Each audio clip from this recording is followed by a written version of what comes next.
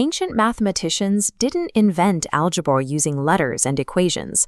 They solved problems by cutting, sliding, and measuring physical geometric shapes.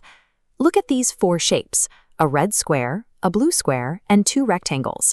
Sliding them together forms one square. Its outer edge measures A plus B. Squaring that length gives the area, exactly matching its parts, A squared, B squared, and 2 AB rectangles. Algebraic formulas are exact blueprints of physical space. Every variable corresponds directly to a measurable dimension.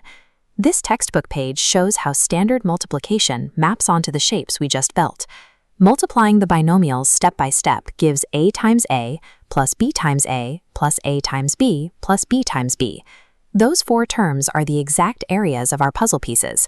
Once you see how the blocks lock together, rote memorization drops out of the equation entirely. The visual puzzle provides the proof. Addition means pushing pieces together. But to calculate A minus B squared, we have to construct a geometric model for subtraction.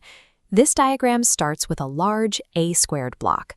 To find A minus B squared, we need to cut away 2 rectangular slices from the outer edges. But look closely at that intersection in the top corner. When we subtract both the vertical and horizontal slices, that specific small section gets removed twice. We over-subtracted and created a hole. To fix the equation, we have to patch that hole by adding exactly 1 b squared block back into the final total. The positive b squared term at the end of the subtraction formula operates as a geometric patch. It corrects the math for overlapping negative space. We can apply this spatial logic to mental arithmetic. Try squaring the number 101 without reaching for a calculator. This section demonstrates that instead of stacking numbers, we can split 101 into 100 plus 1.